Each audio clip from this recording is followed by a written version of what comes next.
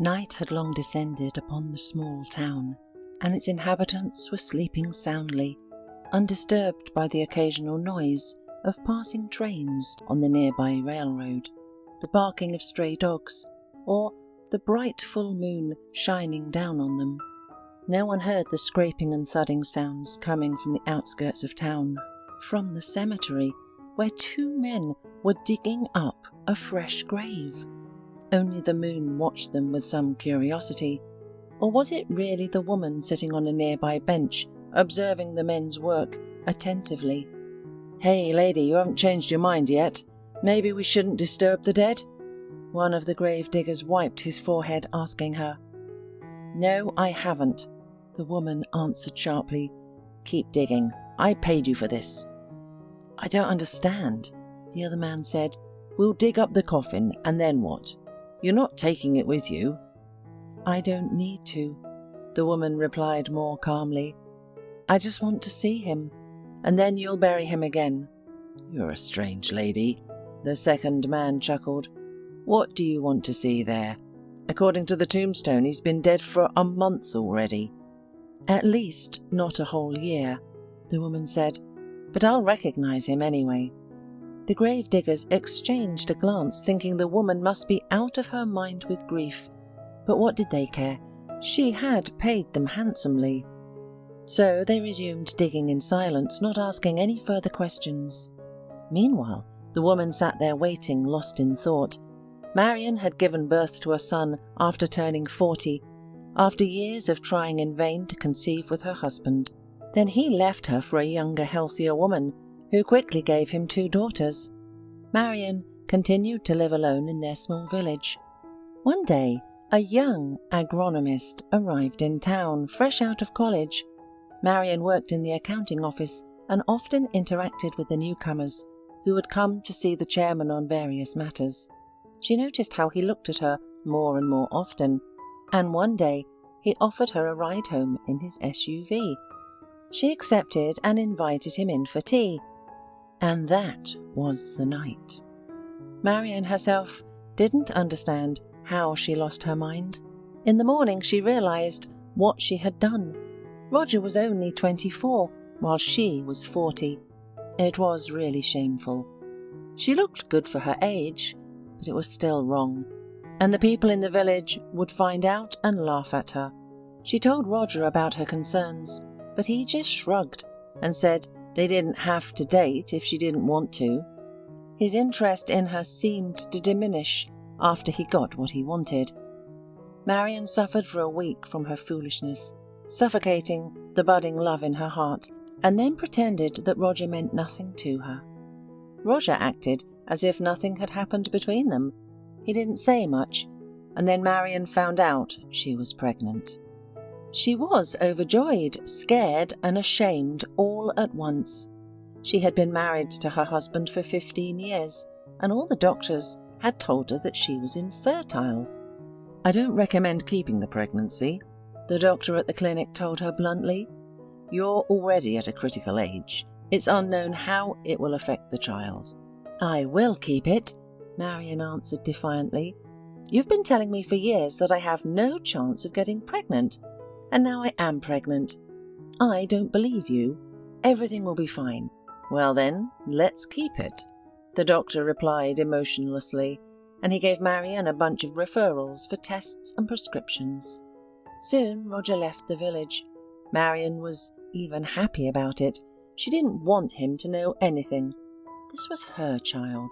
In the village, people speculated about who Marion got pregnant from in her old age, but they never figured it out.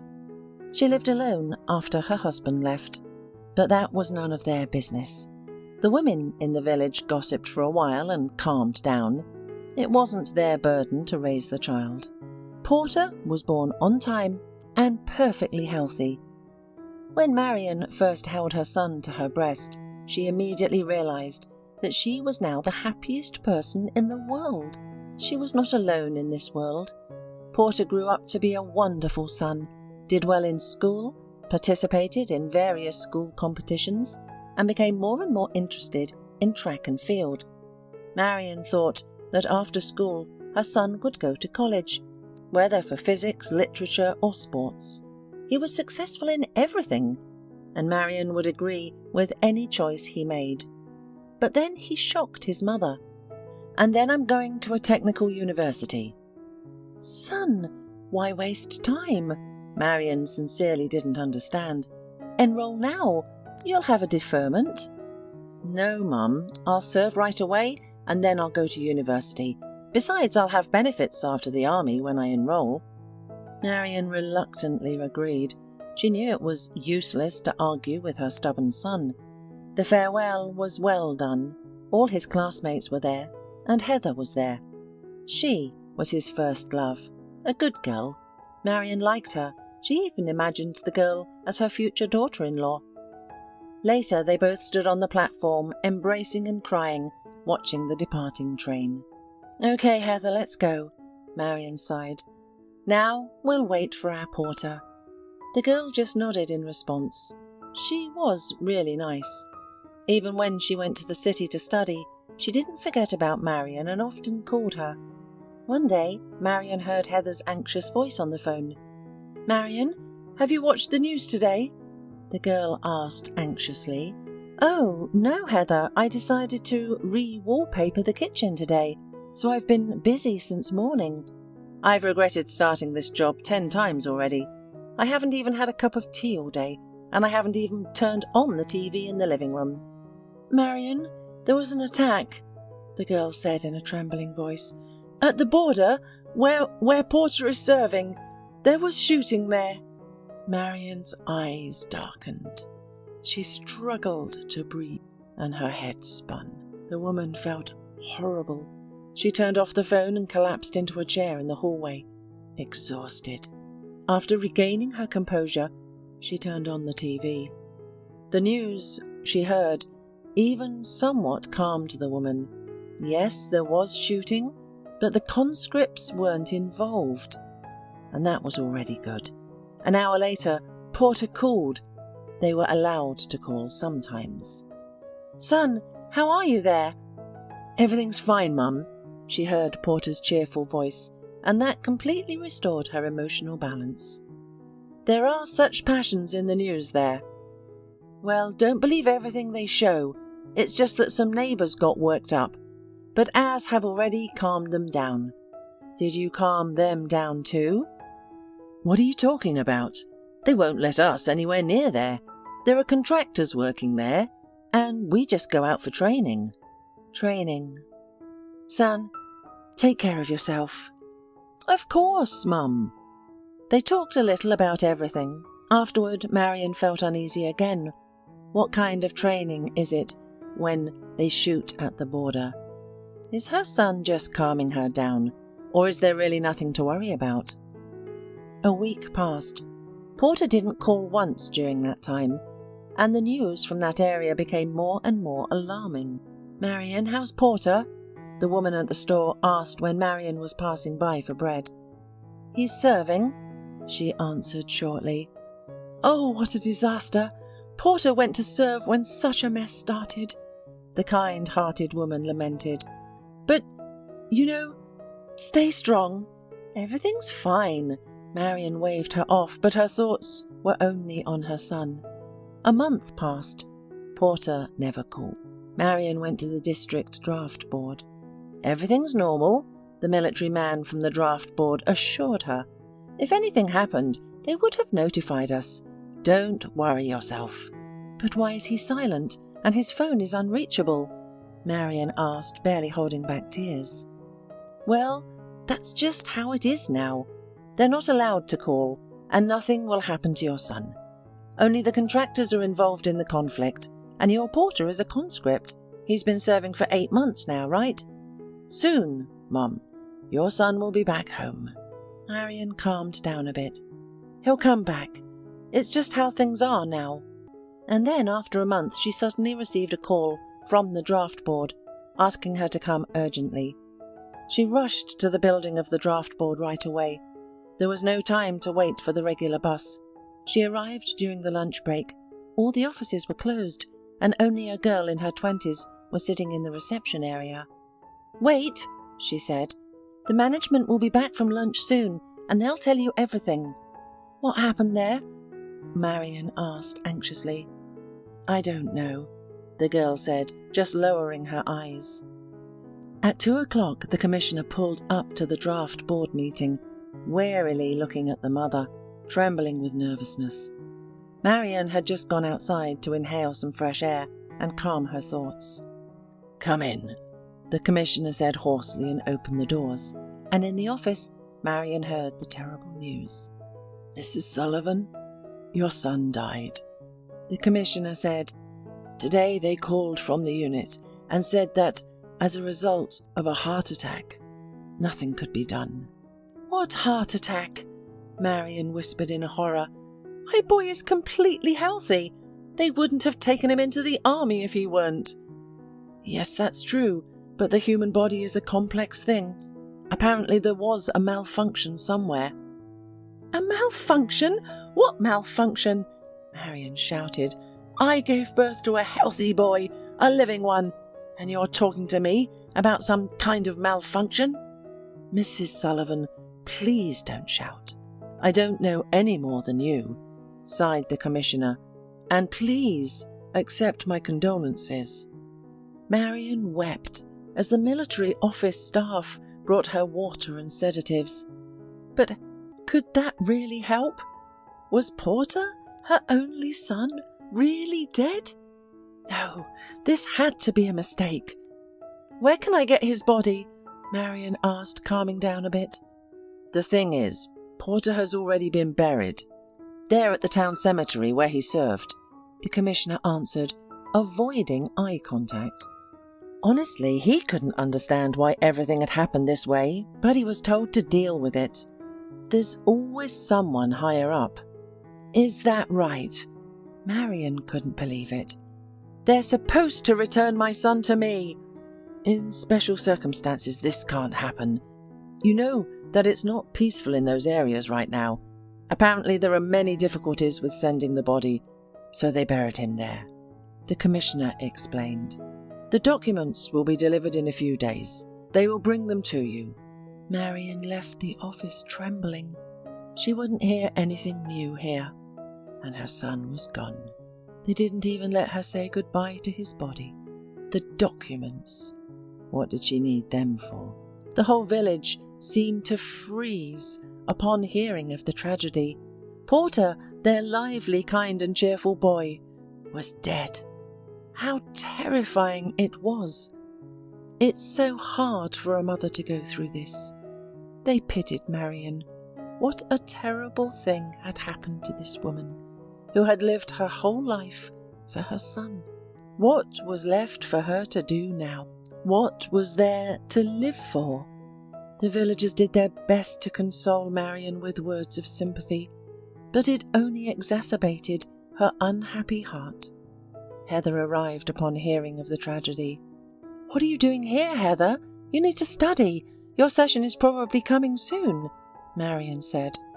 "I wouldn't leave you at such a time," Heather cried, tears streaming down her face, and it was easier for Marion with Heather there. Together they remembered Porter, looking at his photos. It was painful, but at the same time, it seemed to bring some comfort. One day, while Heather was with Marion, there was a knock on the door. It was a courier who brought the documents for Porter.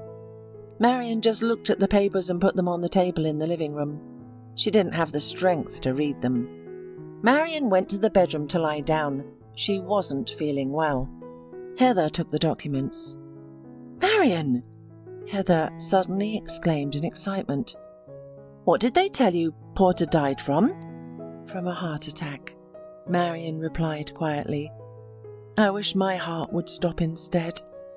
"But it says in the papers that he died of pneumonia." Heather approached the bed and looked at the woman in confusion. Marion abruptly got up from the bed, took the papers and read them carefully. "Maybe something got mixed up at the military office," she muttered. "It's not clear," Heather agreed. There was a pause, and she added, "Marion, have you thought about going there, to where they buried Porter, to find out what happened?" "I have," Marion admitted, "but they told me it's not advisable right now, only when everything calms down. I want to bring my son home. Do you know if exhumation is very complicated?" "I think so," Heather nodded, then exclaimed, "But what difference does it make, whether it's complicated or not? We have to go, find out why Porter died, and we have to do it soon. Let them exhume his body and explain why they said one thing but wrote another in the papers." Soon, Marion and Heather went to the place where Porter was buried. When they arrived at the military unit, they were told, "No exhumation will be carried out. Your son died of an infection. Opening the grave is dangerous and even illegal." Marion objected. "But the military enlistment office told me that my son died of a heart attack." The unit commander replied, "I don't know what they told you, but the cause of death is clearly written in black and white in the documents. He had a heart attack because, against the background of pneumonia, the heart couldn't handle it. Woman, calm down and accept everything as it is. Nothing can be changed now." Marion tearfully asked, "Can you at least show me my son's grave?" The commander agreed, saying, "Yes, it's in the town cemetery. They'll escort you there." Soon, Marion and Heather were at the cemetery. It was the most remote part of it, and Porter found his final resting place here. Heather and Marion stood at the grave and silently looked at the metal plaque on the wooden cross. Porter Sullivan, only 19 years old, lived on this earth. Suddenly, Heather felt uneasy. She asked Marion for Porter's death documents and double-checked everything. "I don't understand," she said in confusion. "Porter was born on the 25th, but on the plaque it says the 26th, and in the documents too." "They messed up again," Marion replied warily, sat down on the grave and cried. "My little son, how could this happen? They didn't even let me say goodbye to you." Heather convinced her that they had to act. They had to demand exhumation in any case, and after the cemetery, they returned to the unit. The unit commander yelled, "What are you fussing about? They just made a little mistake. You see what time it is now. Everything was done rushing. Your soldier is buried there, and that's it. What do you want to see there? A decomposing body? Are you sure you can handle that sight?" Marion replied quietly, "I can handle it." But they didn't listen to her anymore, escorted her out of the unit, and told her to calm down and accept the loss. "No one will open Porter's grave. It's not allowed." In the hotel, Heather and Marion silently packed their things. The train was coming soon, and then Marion dropped her suitcase and burst into tears. "I'm not going anywhere," she suddenly said firmly.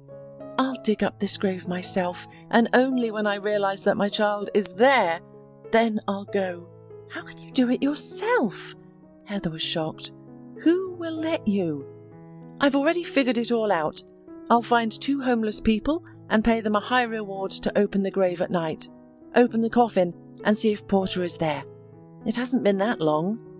"How much do you have to pay homeless people to agree to that?" Heather was at a loss. "I have savings. I saved it for my son's education, but this is how it turned out. I'll give it all to them," Marion said firmly. "And what about the infection?" Heather asked. "Heather, this disease probably has been among us for a long time. It won't be any worse in the coffin." "Maybe you're right.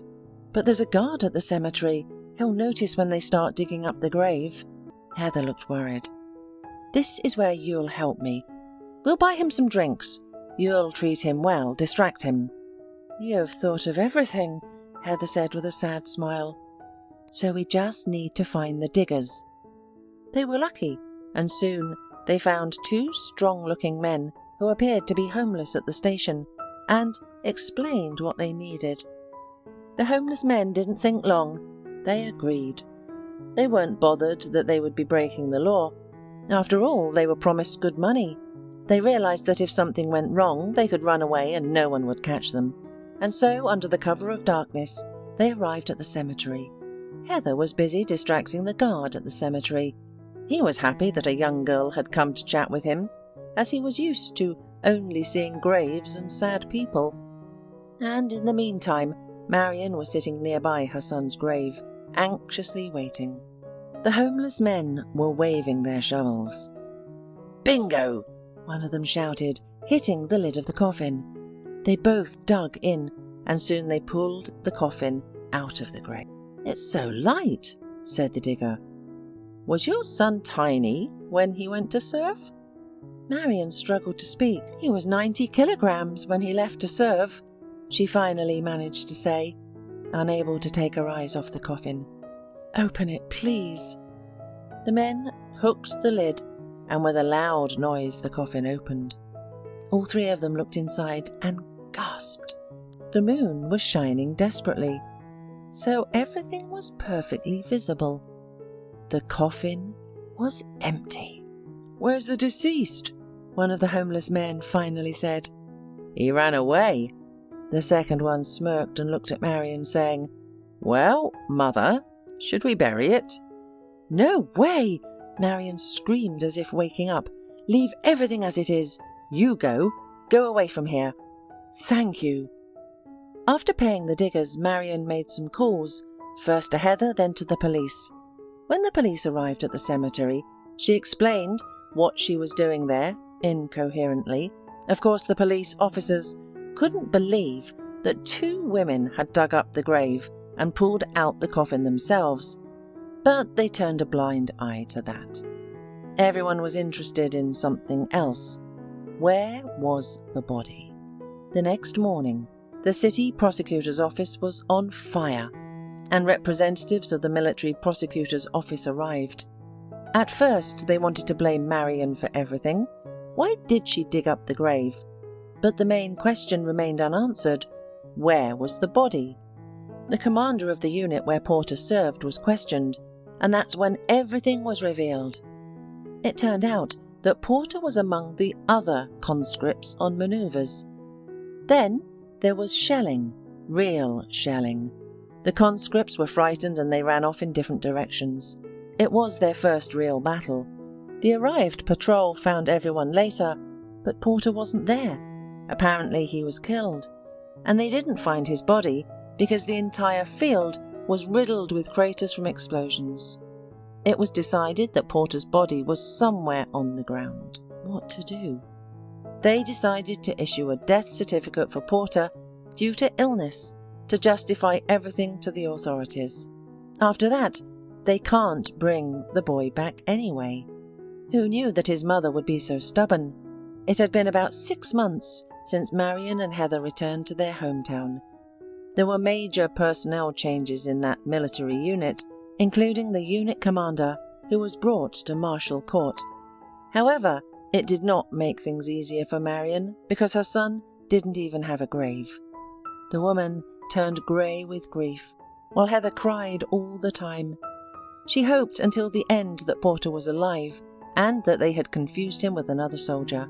But now they know that he is definitely no longer in this world. One early morning, someone knocked on Marion's window. The poor woman opened the door and froze. Was she dreaming? She even rubbed her eyes. Porter stood in the doorway, alive, although thin. "Mum, I'm back," her son exclaimed. "Porter, am I sleeping?" whispered the woman. "Mum, I'm not a dream, I'm alive." Porter laughed and rushed to his mother, who fell unconscious. When Marion came to her senses, she was already covered with a blanket on the bed, and her son sat next to her. Alive. "Son, they told me you had died," Marion whispered. "They were wrong, Mum." Porter sighed and told her. It turned out that during the exercises and shelling, he was concussed and taken captive. Porter and the other captive guys were kept in some basement for all these months. The military negotiated for their release, but everything fell apart at the last minute. Recently, the transfer finally took place. Everyone was immediately taken to the hospital, where it was found that Porter was considered dead. After receiving the necessary treatment, he was demobilised and sent home. "Why didn't anyone tell me?" Marion cried. "I couldn't, Mum. We were forbidden to contact our relatives until all the checks were done. And as soon as it became possible, I rushed to see you. And now I'm home. My son, I won't let you go anywhere else." Although, no, she did. After a while, Porter, as he had dreamed before, entered a technical university and is now studying successfully. He and Heather will soon have a wedding.